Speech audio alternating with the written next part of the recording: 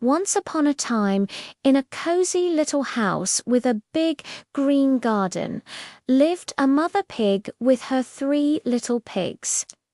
The pigs were growing up so fast, and their little house was starting to feel a bit too small for all of them. One sunny morning, Mother Pig gathered her 3 little ones around her. She gave each of them a big hug and a kiss and said, "My dear children, it is time for you to go out into the world and build your own homes. But remember my words, whatever you do, do it the best you can.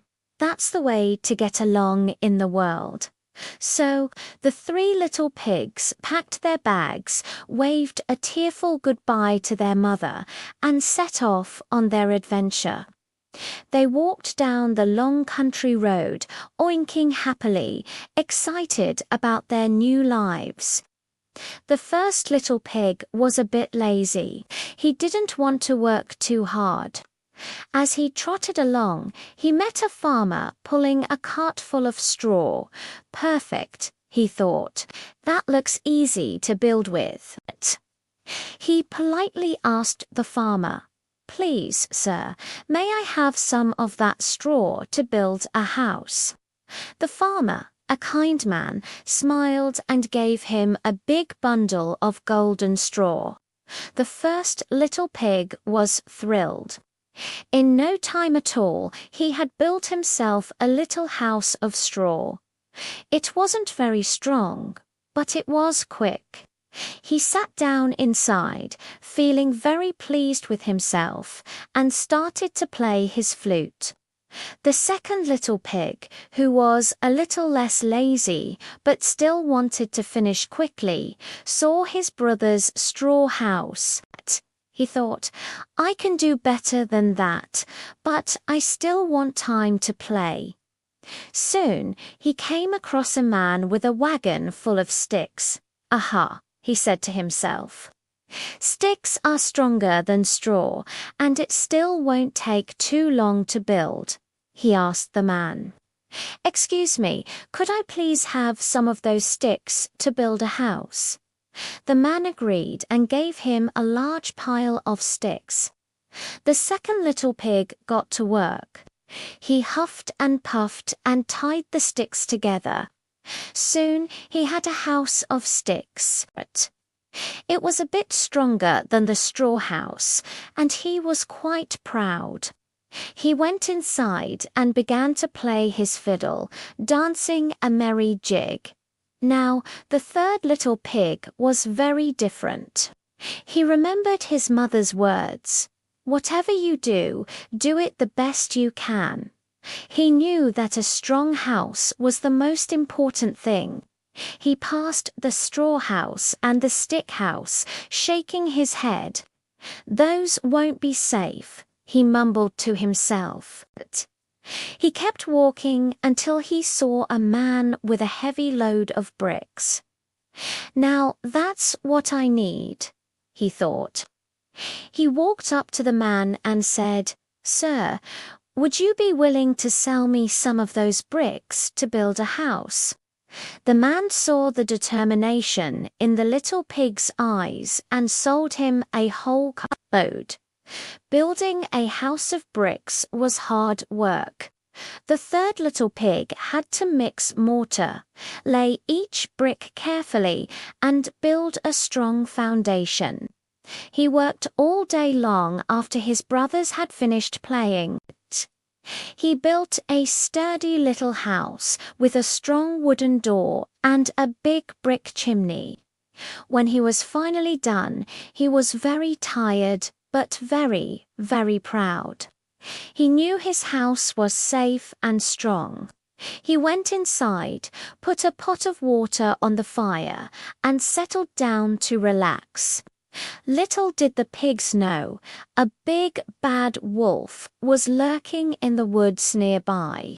He had been watching them all day, and his tummy was rumbling. He licked his lips and thought, 3 little pigs for dinner. What a treat! First, the wolf crept up to the house of straw. He knocked on the door.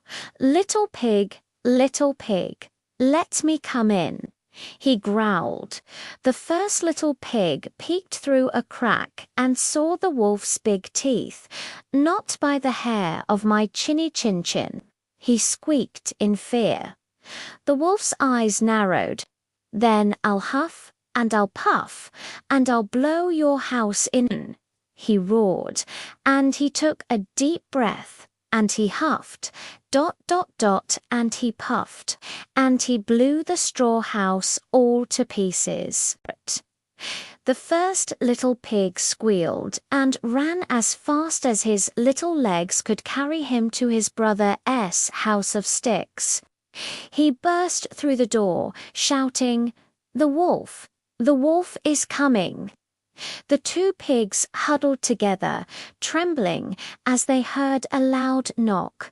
Little pigs, let me come in," snarled the wolf from outside.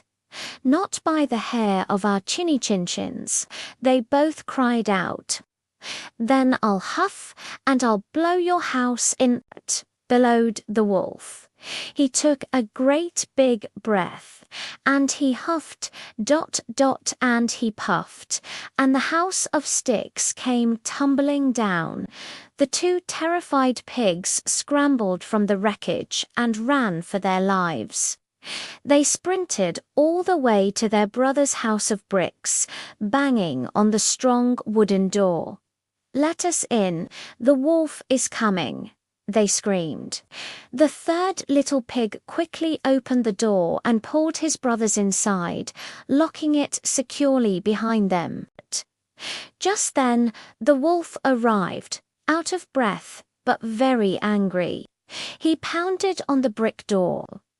Little pigs, let me come in," he demanded. All three pigs, feeling much safer now, shouted back together, "Not by the hair of our chinny chin chins." The wolf was furious.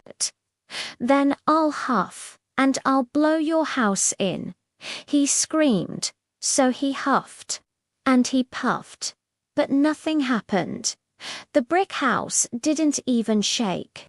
He huffed again, harder this time, and he puffed with all his might. Still, the house stood strong. The wolf was red in the face and completely out of breath. He simply could not blow the house down. But the wolf was clever and sneaky. He decided to try and trick the third little pig. He called out in a friendly voice, "Little pig, I know where there is a nice field of turnips." "Where?" asked the pig. "In Mr. Smith's field. I'll come for you tomorrow morning at 6 o'clock, and we can go together," said the wolf. The pig was even cleverer. He woke up at 5 o'clock, went to the field, gathered a basket full of turnips, and was back home cooking them for breakfast long before the wolf arrived. At 6, the wolf knocked. "Little pig, are you ready?" he called. The little pig laughed. "Ready? I've already been and come back. I'm cooking the turnips for my breakfast now." The wolf was enraged, but he tried again. "Little pig," he said, "I know where there's a lovely apple tree." "Where?" asked the pig. "Down at Merrygut. I'll meet you there tomorrow at 5 o'clock." The next morning, the pig got up at 4, hoping to be back before the wolf came. But the tree was farther away, and he had to climb it. Just as he was in the branches, he saw the wolf coming. "Oh, you're here before me," said the wolf with a wicked grin. "Are they nice apples?" "Yes, very," said the quick-thinking pig. "Here, I'll throw one down for you." He threw an apple as far as he could. While the wolf ran to get it, the little pig jumped down from the tree and ran all the way home. The wolf was absolutely furious now. He had been outsmarted twice. He had one last desperate idea. He climbed onto the roof of the brick house and shouted down the chimney, "I'm coming to get you, little pig. I'm coming down the chimney." But the third little pig had heard him climbing. He knew exactly what to do. He quickly put his big pot of water, which was now boiling, right under the chimney. The wolf slid down ... and splash. He fell right into the pot of boiling water. That was the end of the big bad wolf. The three little pigs lived happily ever after in the strong brick house.